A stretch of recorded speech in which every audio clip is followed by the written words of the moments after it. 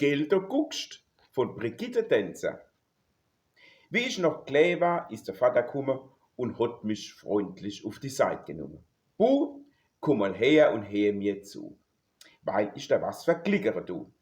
Wenn der erste Krokus blüht und ein Mickelchen rumfliegt, dann ist es wieder mal so weit, da haben wir wieder Osterzeit. Dann springt der Osterhäsel bald durch die schönste Frühlingswald, legt Eier unter jeden Busch, wo du später suchen musst. Ich hab gedenkt, ich fall um. Verkauft der Vater mich für dumm? Hase legen doch keine Eier. Ich glaub, der hat was am Seier. Der Has, das ist ein Säugetier und kriegt sein Kinder grad wie mir. Tja, da wird man in die Schule neu geschickt und muss da lernen wie verrückt all das, was man halt so lernen muss, und dann erzählt der Vater so einen Stuss. Ich hab dann noch die Mutter gefragt. Die war in der Küche und hat gekocht. Doch, doch. Bald kommt's Häsel, liebes Kind.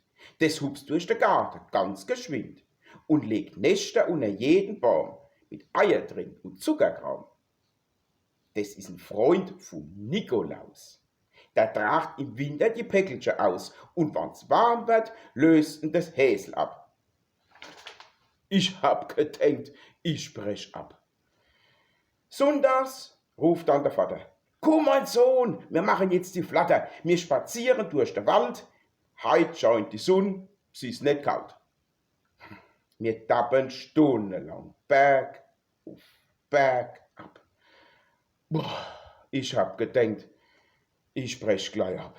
So langsam tun die Fies mir weh, besonders links der große Zeh. Ich krieg einen Zorn, mir langt's jetzt gleich. Wo, Vater, ist dann jetzt das blöde Ei?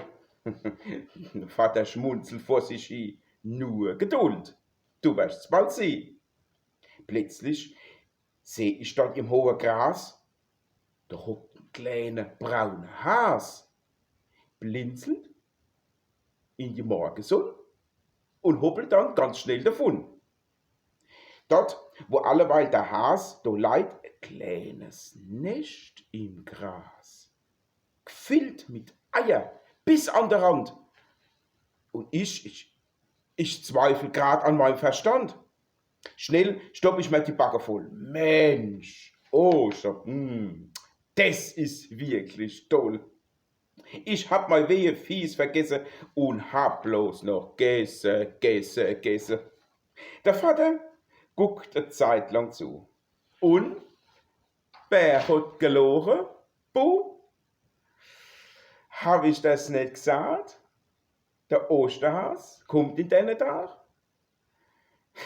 Ich lachen auch mit babischer Schnut.